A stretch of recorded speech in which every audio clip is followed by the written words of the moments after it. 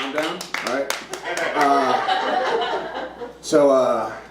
Let's start off with the obvious. I'm chubby.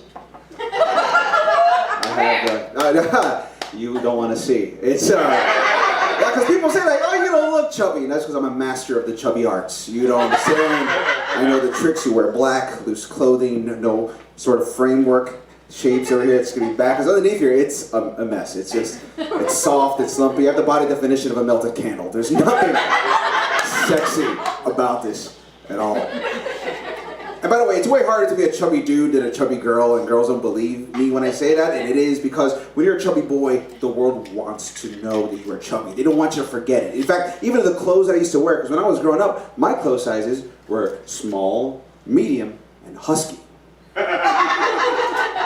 If you don't know what husky is, that is a dog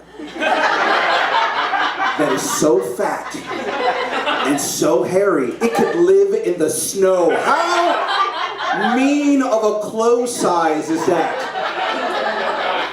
Girls are never going to get that. There's never going to be a fat girl who has to choose between small, medium, and manatee. That's it. It's not fair.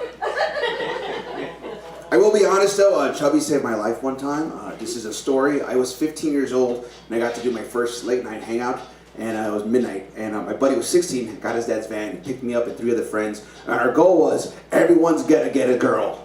That was the goal. And I don't know if you know this, but it doesn't matter if you're 15 or if you're 50, 5 dudes in a van, no one's getting a girl.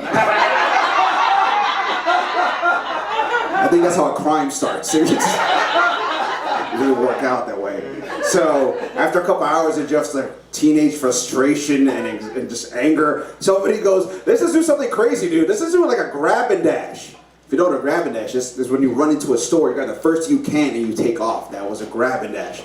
So we pulled to a Quickie Mart, and the guy who's driving turns around, looks at me and my 2 other friends and says, everybody grab something cool. And we took off, we grabbed one thing, ran back in the van, and we left. And 2 of my buddies stole a 12-pack of Corona each. Awesome. I stole a giant bag of white powdered donuts. Because that's what I thought cool was. And everybody's high-fiving each other, and I'm sweating because I ran 2 feet. And I just started eating my victory donuts, and I look at my watch, 1:45 in the morning. I totally blew my curfew. I don't know if you know this or not, but chubby people, we don't handle stress well. So I just started sweating and eating donuts and yelling, take me home! And after a while, I'm trying to get like myself together. I'm like, dude, just be cool. It's your first night out. Maybe they fell asleep. Maybe they didn't even realize that you're out this late. And we turned a corner. Both of my parents waited for me outside. More sweat. Last donut. So I jump out of the van and I'm trying to be cool. Like, listen, they just think you're late. You didn't even know you stole anything. You're just late. Be cool. And I didn't realize this at the time, but apparently if you eat a whole bag of white powder donuts, white powder all over your clothes.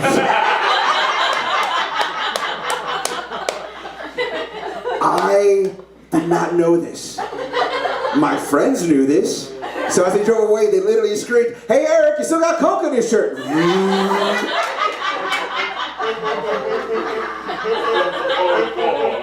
For the next 2.5 hours, my parents interrogated me like the second shooter on a grassy knoll. They're like, oh my God, we failed as parents. You're a drug addict. How long you been doing drugs? Like, Mom and Dad, it's powdered donuts taste. We don't want to do your drugs. I don't care what you call it.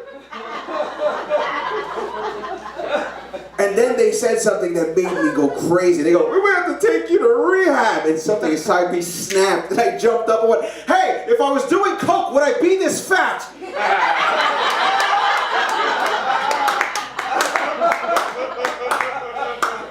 And I'll never forget this. My dad looked at my mom and he said, well, he is fat.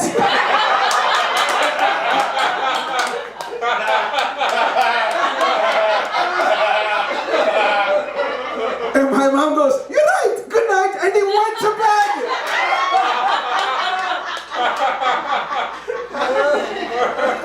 And I was just there, sad and sweaty, covered in donuts, thinking, I'm not fat.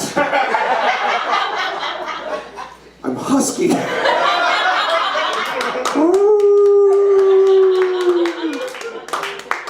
Which is how I assume a husky dog howls. I'm not really sure if that's the appropriate sound, but I think the reason why I'm obsessed on my weight is because I have a kid and I want to make sure that she doesn't end up like this. So I'm always trying to be a better parent for her. And she's already got light years ahead of me because she's beautiful. And I'm not one of those parents who says, "Oh, my kid's beautiful." You look at him like, really? No, it's just that. She really, I'll tell you how beautiful it is that she takes things that make me look goofy and make it pretty on her. Like I have giant eyes and big lips. And the only reason I have bushy hair and a beard is because without it, I look like a Muppet. So I just grow this out to look normal and interact with society. But she has my features, so every time I'm out with her, I'm not even joking, every time I'm out with her, like somebody will stop me in the street and goes, "Oh my God, she is beautiful." You're not.